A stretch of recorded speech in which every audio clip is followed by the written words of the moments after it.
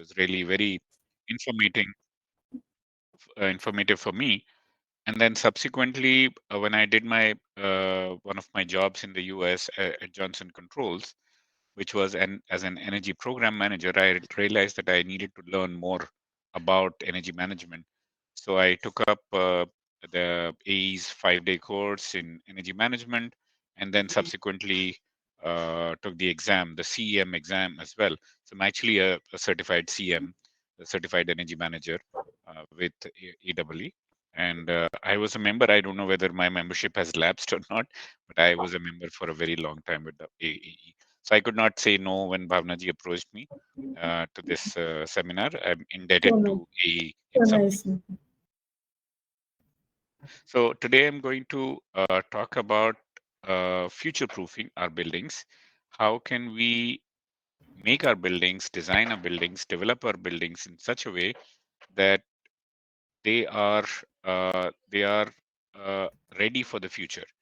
Whenever whatever the future brings, we are ready for it, ready to face it, and do not face any problems due to climate change, due to changing regulations, due to changing tariffs, etc. So let me go through this. Let me through this first, and then please ask me any questions you may have. You can ask during the call as well, or you can put it in the chat box and I can answer later too. So either way is fine. So Mahatma Gandhi said that the future really depends on what we do now, what we do in the present. Because if we can create those circumstances that will help us be prepared, we cannot always be influence the external factors, but we can influence how what we do ourselves, how we ready ourselves for the future. So in a way, this is the time to prepare for that future that is coming soon. And the future of the real estate business is actually changing quite rapidly. Firstly, we we know that the energy and water and other resources that we take for granted sometimes, they are not charged at their real prices. When I say real price, I mean the price of generating electricity is not always what we are charged. There is a lot of environmental impact, social impact that power plants have that we're not really paying for. And gradually, this is being realized by a lot of governments, a lot of private sector as well, and people are starting to charge higher price for that. And also, the gap between supply and demand for energy as well as for water is increasing. Although we are building a lot of nuclear power plants and thermal power plants and solar energy, but the supply is growing at a much faster pace. So that means the energy and water and other resources are becoming more and more difficult to get, especially for those with low income. So that's one challenge that's coming, and it's already being seen through power cuts, through water shortages, load shedding, etc., across the country. Then the second thing is a lot of companies are now being penalized if they have a big impact on the environment, uh, like in terms of carbon tax, in terms of penalties, in terms of not getting permits, environmental clearances, if they are not meeting all the requirements. And that's again going to become more stringent as time passes by. The third thing that's happening is that the clients who are going to use the buildings or rent the buildings, and the investors who are going to invest in the buildings are starting to prefer properties that are more sustainable over others. So that may be realized in terms of higher rents, higher uh, premiums, uh, better financing rates, or just higher demand. So if you have two developers, one who's building green versus the other one who's not, the one building green would have higher sales or better sales. So are we ready for that future where this becomes even more prominent?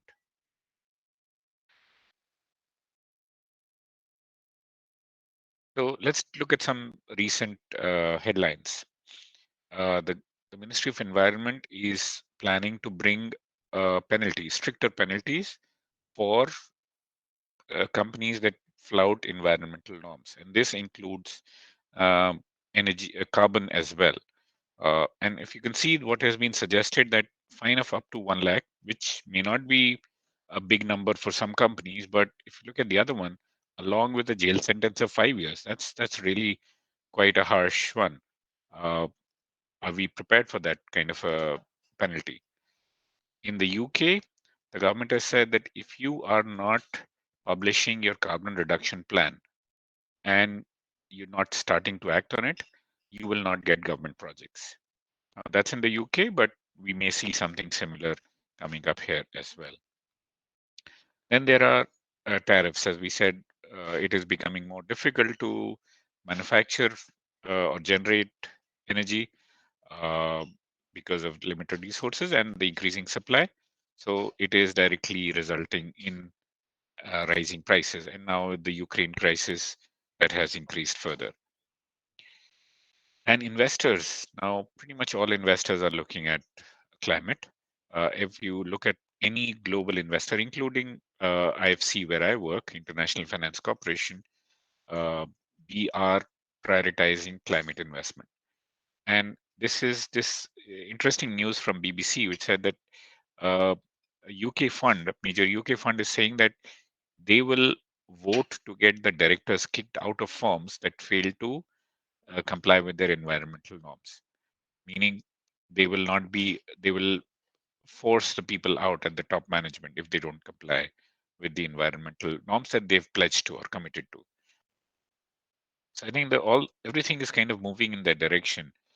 And we see the companies, the countries globally also coming together for making climate pledges. As you can see at the COP, this is from COP 2019.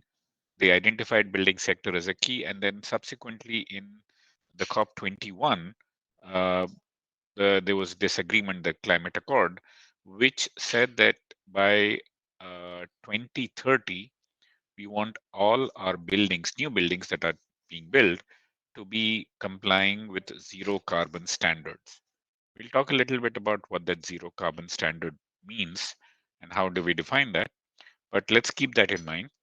All new construction within the next, what, 7 years, 6, 7 years, have to be built to zero carbon standards. And how many do we have right now in India? Just a handful. So millions of buildings being built and only a handful currently, and we want to get to 100%. So it's a huge ramp up that we need to have. And similarly, by 2050, all existing buildings also have to be retrofitted to meet these standards, which which again is a huge task. It's actually more difficult to retrofit buildings to be zero carbon. It is possible, but more difficult. That's why there is more time given to it, so that the technologies can catch up. So we as building professionals in this future, we will continue to meet the occupants' needs, the buildings' needs, but we need to have better understanding of what zero carbon buildings are. We need better ways to design them without really increasing the cost too much. It's quite simple if you just want a building to be net zero and just put a huge solar panel and say this is zero carbon or zero energy. But the cost will really go through the roof if you only rely on solar. It has to be a combination of efficiency and renewable energy that will help us get there, not just one. And then, thirdly, very importantly, a quality or a skill that we are often not equipped with. I've studied in an architecture college. I know that we were never really taught good communication skills on how to present numbers, how to present technical options to people who are making the decision. The CFOs, the CEOs of companies were often relying on numbers, on cost benefit analysis, uh, and on the return of their investment. Are we able to present it in that way? What I've heard often from professionals is that the understanding of sustainability, of green, amongst the professionals is not too bad in India, at least the ones who've studied this in their colleges and then practice a little bit. But a lot of them are not able to convince their clients yet. How can we overcome that gap? That's again something I would ask you all to think about as well. So buildings generally meet programmatic needs. They have some urban relevance. They meet aesthetic uh, requirements, but they should also be providing healthier indoor environment. They should be reducing the operational cost, and they should be reducing the burden on the exterior environment. Only then we can say that the professional is kind of fulfilling their task, not just the top three, but all of them.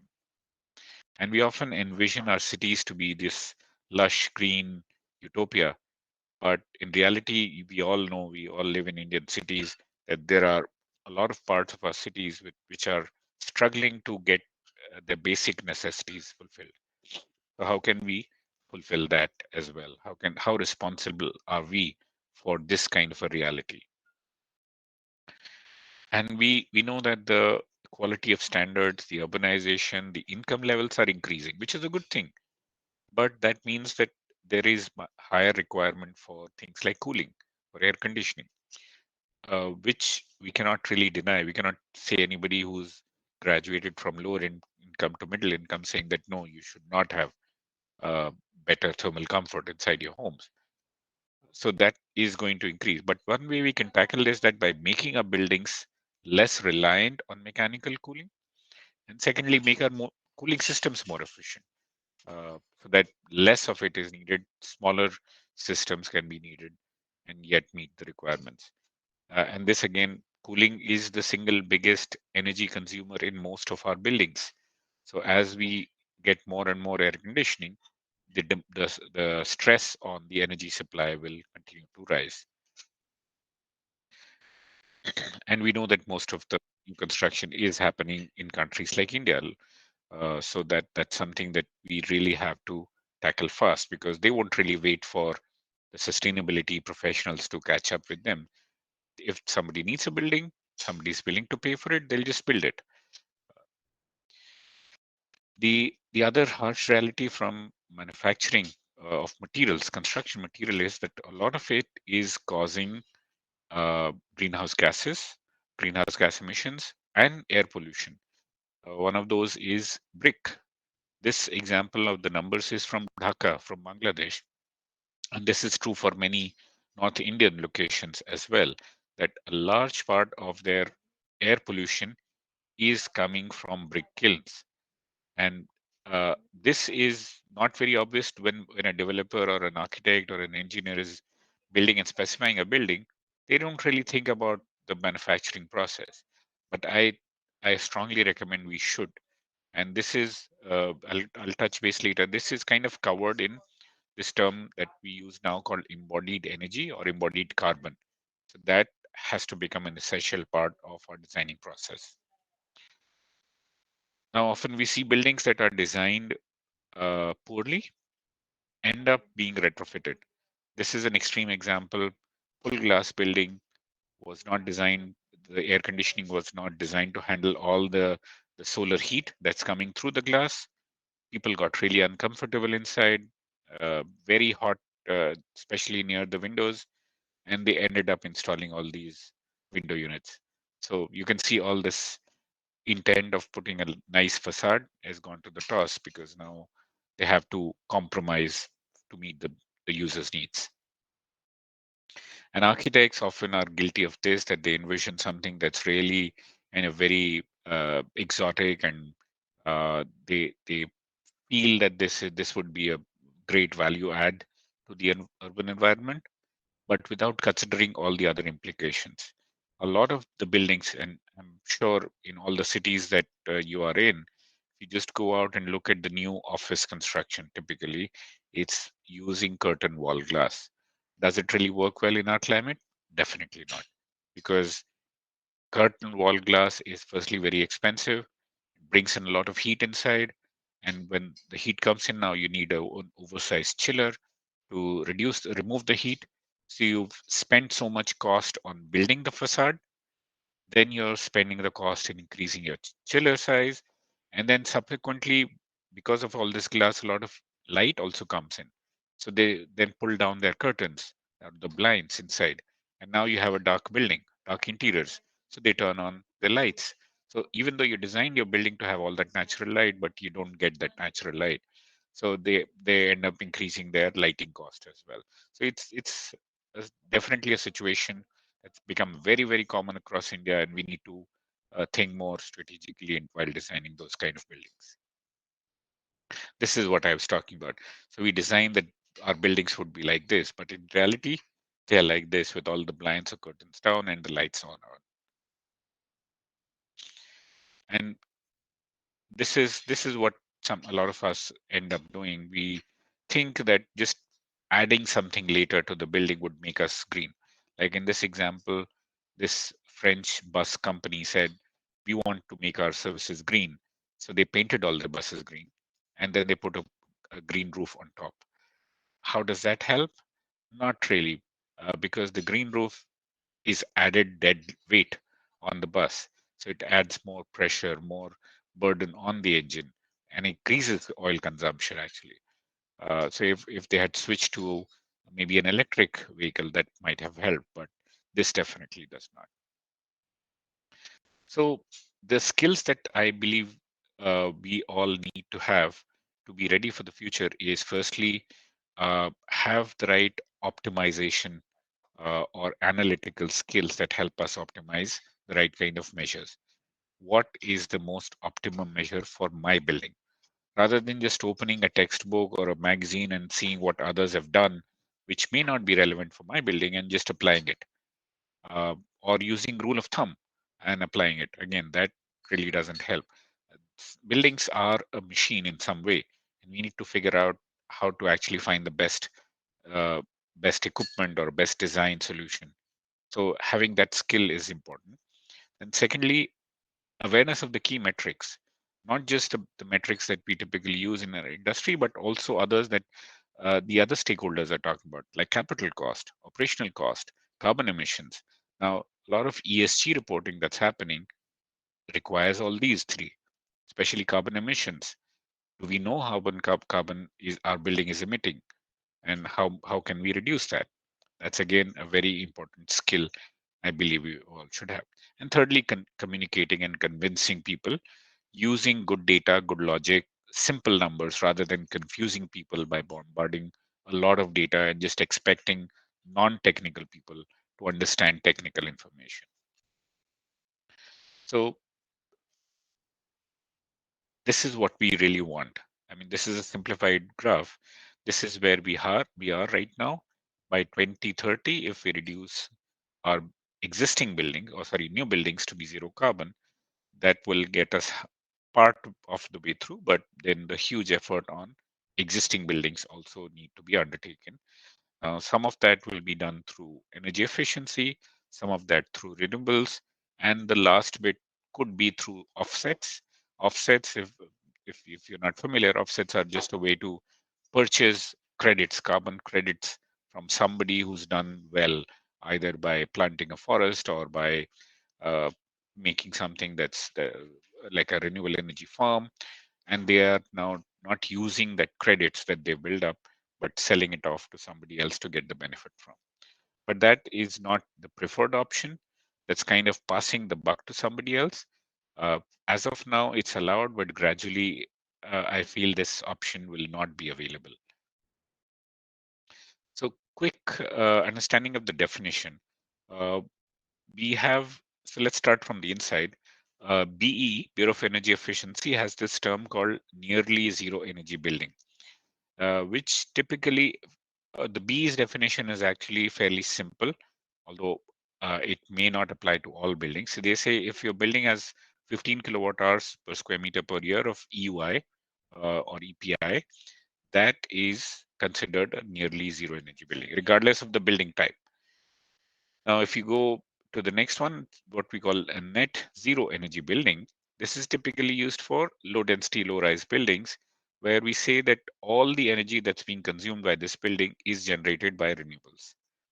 But if you go even beyond, we are looking at net zero carbon, because here we are looking at not just energy, but the source of energy. So let's say if a building uses multiple fuels, diesel, electricity, natural gas, and maybe something else, They are all coming from different sources, and their generation uses different quantities of carbon or emits different quantities of carbon. So we're actually calculating that carbon, not the energy itself, not the fuel itself, but the carbon that's behind it, and seeing are we able to cut down that much carbon through use of renewables and everything else. Then the last one, which is not yet very common because it's very hard to do, is uh, using not just operational carbon, but also the embodied carbon, meaning the material manufacturing energy as well in that calculation, in that formula. So right now, what we see is typically zero carbon building, the definition of which is that it is a highly energy efficient building. And we say it's at least 40% energy efficient than the BAU that is fully powered from on-site or from off-site renewable energy, or it can purchase carbon offsets or carbon credits from elsewhere. Many governments have already started to uh, look at carbon neutrality. One our neighbor Bhutan has already achieved it apparently, and a few other countries. Some are in the process. India is still a little behind. We've committed to a 2070 carbon neutrality, but a lot needs to be done for that, especially on the building front, which is actually an easier way to meet carbon neutrality. And a lot of leading financial institutions are now already doing this. They are providing finance and they're committing to their own operations to be zero carbon in a lot of ways. Now, I'm sure some of you have been following the work that has been being done by the government, by the national government, on providing this regulatory framework for carbon trading in India. It's very soon going to be implemented, which means that if you are a large portfolio owner, if your client owns a lot of buildings, a lot of industries, they would be able to document the amount of carbon emission they're reducing, get them verified, and sell them, get get some profit out of it, monetary benefit out of it. So going back to the building level, now there are so many different options that are available to us to make our building more efficient and green. Which one makes the most sense for our building? How do we figure that out? Usually, it is a very intense process. A lot of you must be doing it, doing energy analysis and sensitivity analysis and trying to figure that out.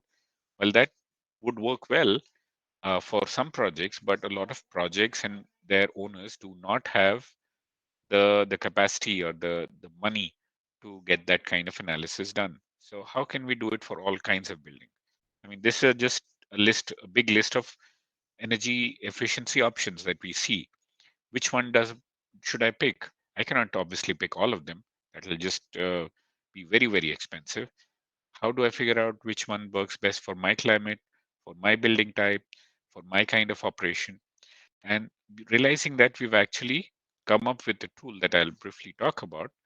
But if we look at the hierarchy of decision making, this is what we recommend. Firstly, we should look at where to build. Now, often this is not a choice. A developer or a building owner does not really have a choice of land in most cases, but it does affect how we consume energy, both in terms of transportation as well as in terms of the orientation, etc. Then the second thing that I would strongly recommend every building project should be doing, every design team should be doing, is trying to reduce or minimize the demand for resources. That means how much energy is needed for cooling, for ventilation, for lighting, for clean water, and can we use the passive resources, the natural resources that are available to meet those demands. So let's take a quick example. Let's say if you're living in Bangalore uh, and you're building an office building there. We know that the temperature in Bangalore is fairly pleasant throughout the year. And if you have to do like a percentile, probably in during the daytime hours, my estimate, I don't have the exact number in front of me, but my estimate is about 75% of the time, outdoor air temperature is good enough. It's within the acceptable temperature range that we can just let outdoor air come through the building and cool it down. Now, are the buildings being designed that way to do that? Most of them are not. Uh, Similarly, and that was Bangalore. Even take the hottest city in India, let's say Jaipur. Even there, you'll find a lot of hours during the time when outside air is good. And secondly, if you can design your building envelope in such a way that you can cut down on the solar radiation coming into the building, you can cut down the hot air coming into the building, or on the converse side, if you are air conditioned, you can you can restrict your cold air, your cool air from escaping to the outside. And that's actually a very big problem in Indian buildings that I've noticed that our buildings are leaky. The air conditioned buildings are quite leaky. That means a lot of air is just escaping. And this is especially true for like really large buildings like malls or hospitals.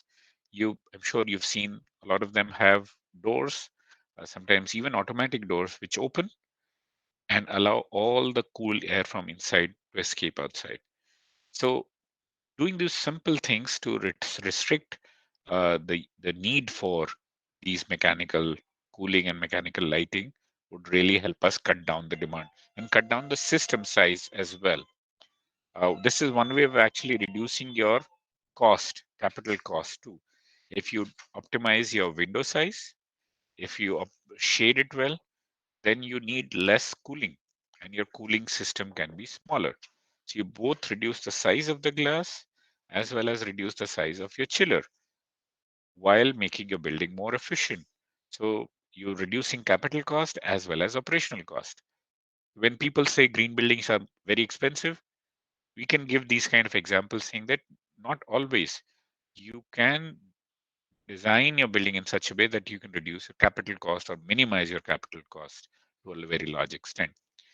So that was the minimizing part. Now the next component is meeting the demand efficiently. Now that we've cut down the need for mechanical cooling, need for electrical lighting, can we provide the most efficient ways to provide cooling and lighting? Rather than using an air cooled chiller, can we use a water cooled chiller, which gets higher efficiency? Can we use a VRF system? For lighting, can we use higher efficiency LED lights? Now there are lights available that have 100 or more lumens per watt as compared to the 80 odd lumens per watt that we get on a typical LED lamp. Can we spend maybe a little bit more and get that? Uh, and then lastly, once we've optimized our systems, the efficiency of the system, can we get energy from sources that are renewable, that are clean? So the first preference is on-site solar or on-site renewable. That is the first option. If that is not available, then off-site is the second option. And then similarly for water as well, you can use recycled water, you can use rainwater harvesting or STP water that has been filtered to meet many of our needs. And lastly, materials also, it is possible to cut down on the embodied energy and embodied carbon to a large extent. So that is the hierarchy that I suggest we should all be following when designing buildings. That will not just cut down our capital cost, but also our operational cost. This is what I'm talking about if in a graphical manner. Minimize energy demand, then increase the efficiency of the systems, then source your energy from renewable sources, and as a last resort, then you offset your emissions. So, what should be the performance we should aim at? What kind of standards or benchmarks are good? Uh, we have come up with these benchmarks. Obviously, the zero carbon really means that all the carbon is being balanced out or being compensated by renewables. But at a minimum, we suggest that a 20% reduction should be followed for energy, for water, and for material. 20% as compared to the local benchmark. So, local benchmark would be how typically buildings are being built now. If you are comparing an office building in Bangalore, then is how other office buildings in Bangalore are being built right now. And if you take the same office buildings to Chennai or to New Delhi, then the benchmark changes, the baseline changes. and we have to be at least 20% better than that. And then we gradually raise this baseline till we get to net zero in the next 10 years or so. So that's what we are doing through our program, and also encourage buildings who perform higher. Let's say if somebody is meeting a 40% energy saving, then we say this is on the way to zero carbon, and now with just a little bit of additional renewable energy, they can get to zero carbon. So what if I just do all these measures in my project, install all these good technologies and design features, but not get a certification? Does that help? Yeah, it can help on the operational side, but there might be a few things you might miss out. Firstly, a green certification provides you market validity. Market validity as in a kind of a stamp of approval saying that yes, it has been verified, approved by a third party. And now you can tell your customers, your investors, your government that yes, I have been checked and this is really the performance. This is kind of a check against greenwashing. Secondly, is you can monitor your own building. You can compare it against others. How by my building is performing against other buildings that have been certified as well. So if you look at green certification, there are multiple options available in India.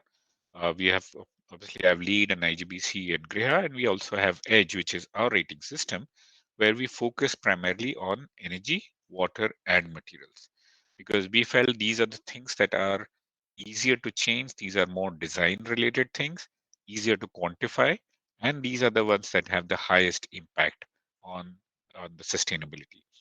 If you compare it, Edge versus the other prevalent systems right now, uh, what we've done is provide an inbuilt calculator, which I'll show you very briefly, which does the cost benefit analysis and also carbon reporting.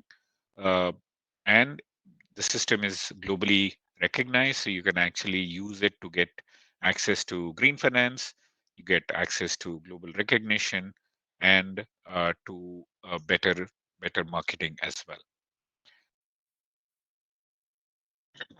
So this is what Edge certification is about. You you get a free software. This is available at edgebuildings.com. I'll show you some screenshots of that. Then you, in the software, you put in all the details and helps you evaluate different scenarios and tells you how much energy it is saving.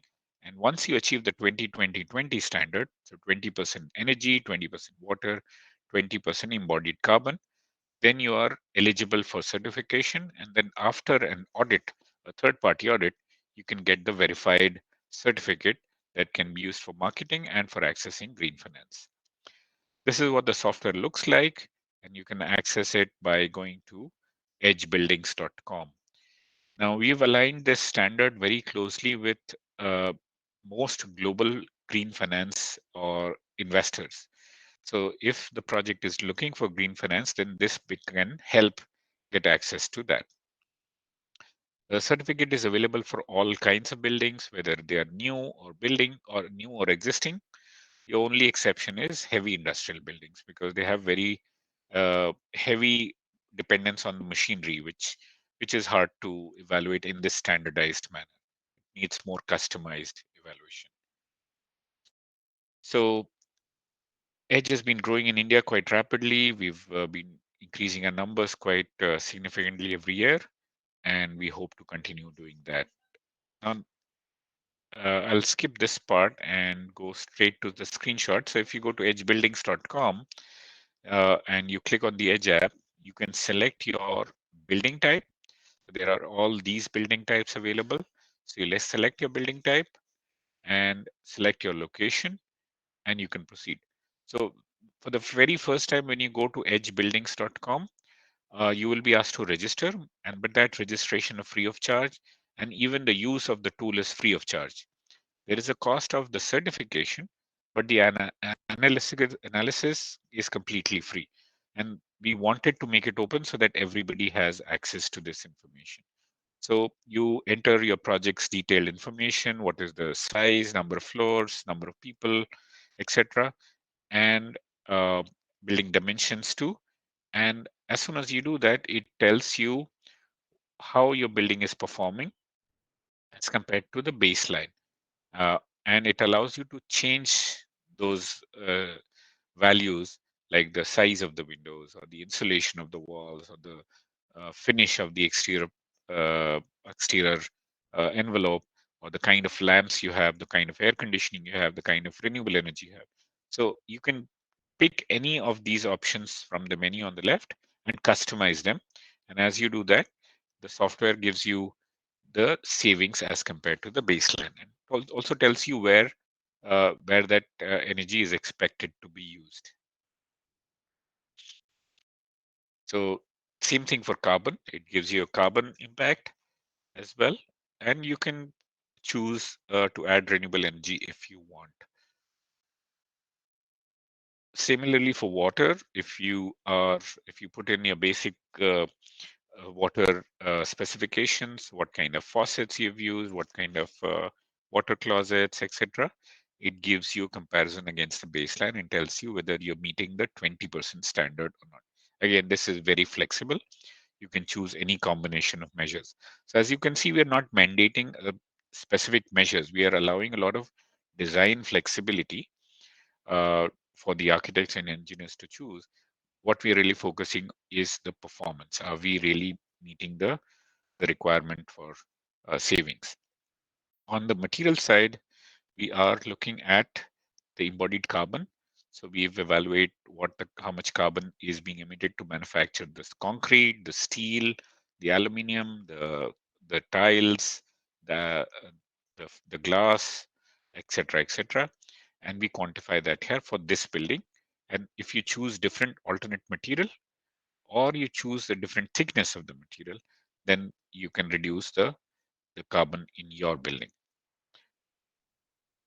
So once we've met 20-20-20 across all three categories, as you can see here in this project, then we say this is eligible for certification. And through this software itself, you can apply for certification. You can submit your document in the same software. And this whole process becomes very streamlined because it's all done through the same software. And the software also gives you information on the utility cost reduction, how much additional cost is it requires, and the payback, and also the carbon emission savings that you can use for reporting for ESG and other purposes. So, as I said, we are aligned with all major climate finance standards. So any of these standards could be used to apply for climate finance with global investors. So what we're trying to provide is a financial calculator that helps you evaluate your options and do it in a way which is easy, quick, and also does impact reporting and reduces processing time. And we are putting our own World Bank Group brand behind it so that it gets international recognition. So we are also working on several zero carbon projects where we ask that buildings which have been completed and have saved at least 40% energy through the design now show that they are getting all the remaining energy needs from renewable sources. So this is done through operation of at least 1 year of occupancy, and then they submit the energy bills, etc. And the project can then be certified as zero carbon. There are very few buildings that are certified in India using this. This is one of them. And just now we got certification for Tata Realty's Intellian IT Park in Chennai, a big IT park there that has received zero carbon. This is a project for Amazon built by GMR in Hyderabad, which is also close to zero carbon. So these are some of the projects. We try to develop key studies of projects around the world so that they are available for people to look at and kind of gain from their experience. So if you go to our website and click on projects, you'll be able to see all of them. So basically that was on the technical side, but my last point is about technical communication, that let's make sure that we are understanding the key benefits that green design would bring to our customers, to our clients, to our developers or investors, and highlight those as it Yeah, excuse success. me. There's a question. I mean, since it was related to edge, I thought taking it now. Sure, please, please. Yeah. Yeah. So does the edge gives ABC analysis to reduce by 20% from baseline on kilowatt reduction per rupees investments? So one pick up the best option first. It is from Mr. Som Derashri. Sorry, I didn't completely understand the question. Could you repeat that, please? Yeah. Just does the edge gives ABC analysis to reduce by 20% from the baseline on a kilowatt reduction per rupees of investments so that one can pick up the best option first. Yeah, so what it does, I didn't understand what you meant by ABC analysis. I assume you're saying, does it prioritize, help us prioritize which measure would provide the best? Let me enable him to talk so that he can explain better. Sure.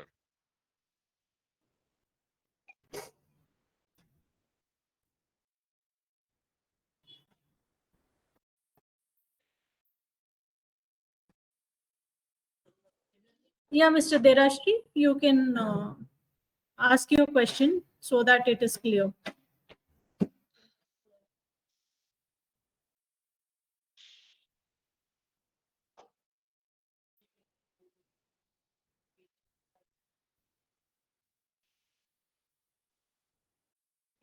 Yeah, Mr. Derashki. Yeah, please go ahead.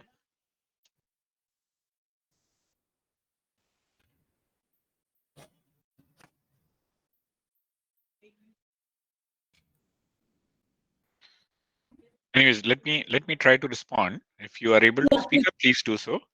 Uh, so what Edge does is provide a cost benefit analysis. As you select the options, it calculates the incremental cost for each option. Let's say if we select adding insulation to the roof and we selected low E glass, we selected, let's say, adding solar panels or high efficiency LED lights.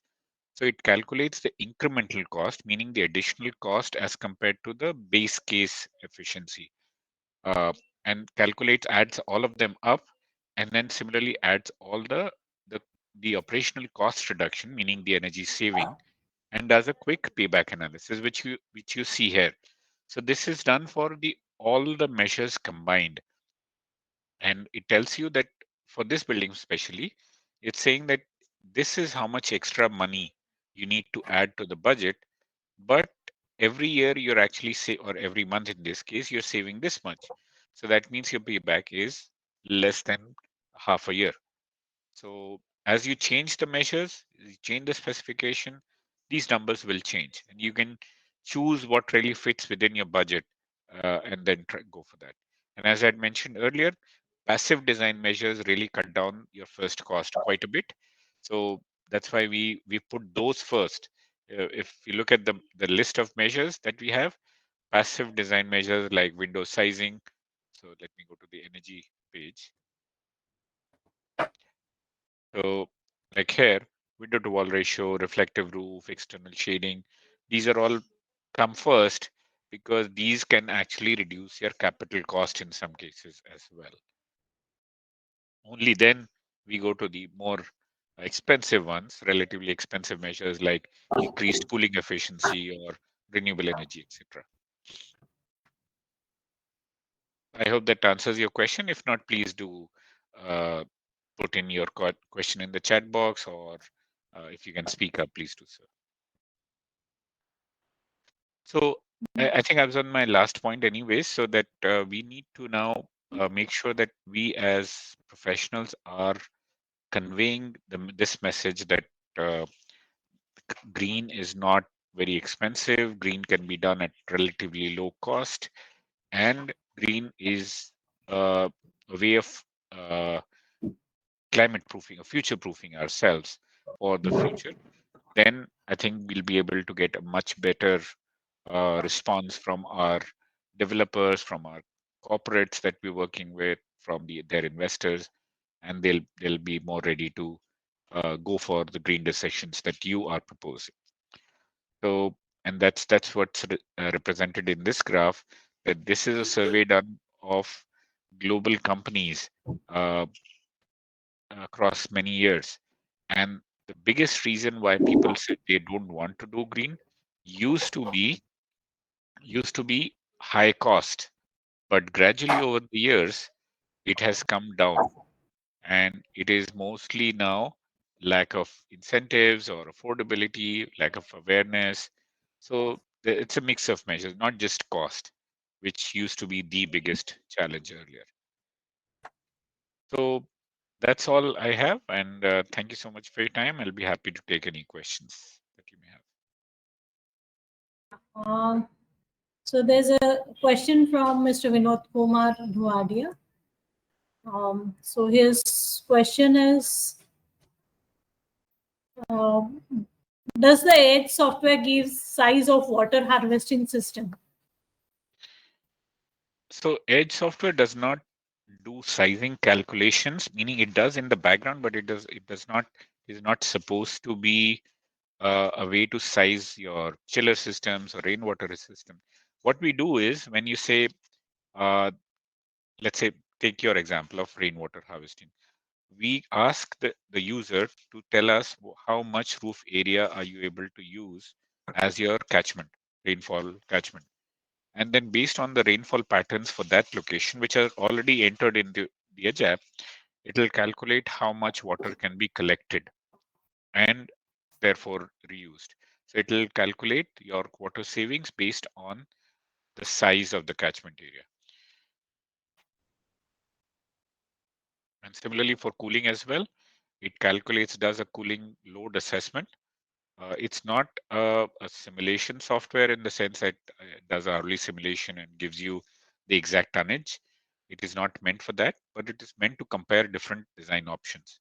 So we're not trying to replace your mechanical engineer in any way, or even your structural engineer, or your plumbing engineer, or lighting, electrical engineer. That's not the purpose. The purpose is to evaluate multiple scenarios and come to an optimum solution for each of those. Yes, Mr. Vinod, I hope that answers your question.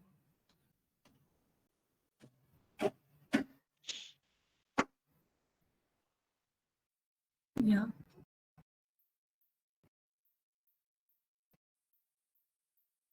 So any further questions? You can raise your hand or type it in the chat box.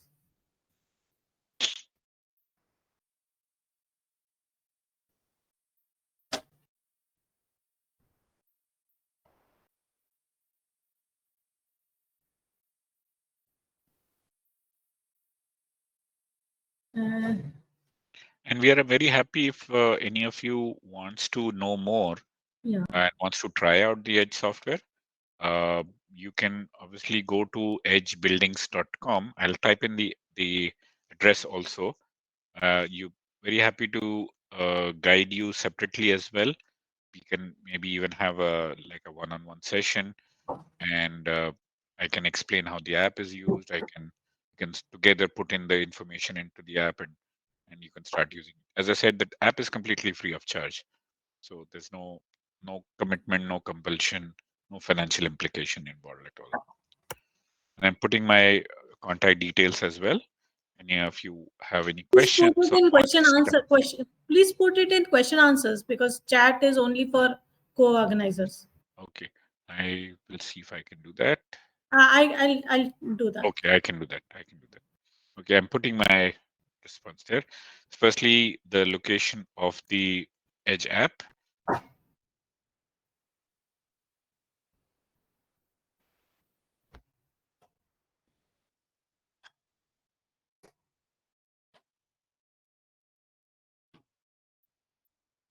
My contact details,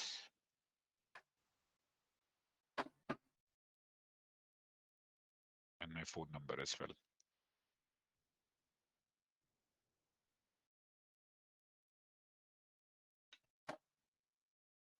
Okay.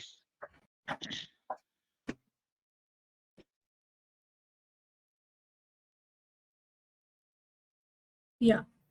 So Bhavna that. ji, if Yeah. there's any way we can collaborate with the AEE on events and all, where you're organizing, and we can kind of support that. If they're of relevant topic, we'll be happy to do so as well.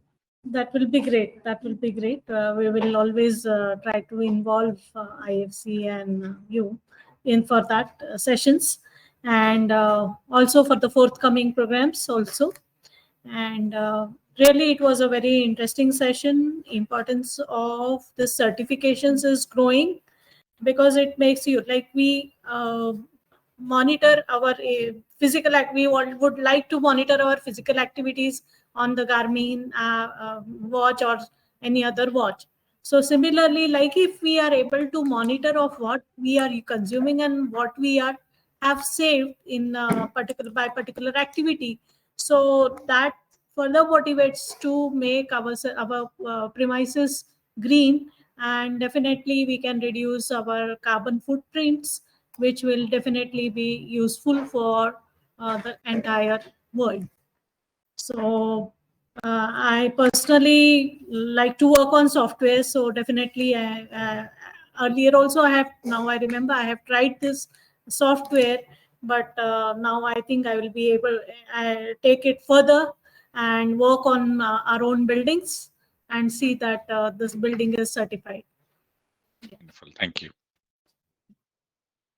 Yeah. Thank you. Thank you so much, Mr. Autif, for the wonderful session. And we will definitely be associated. And all those who attendees, those who would like to contact Mr. Autif, already the contact details have been given in the chat box. And regarding the award program, please remember the last date is 30th of September. If you have any questions, you can contact me on WhatsApp or write an email at AEE Western India at gmail.com. So this is our email ID for AEE Western India chapter. Please get in touch for any queries regarding the membership or award programs. Thank you so much. Thanks for attending. Bye. Thank you, everyone. Bye bye. Have a good day.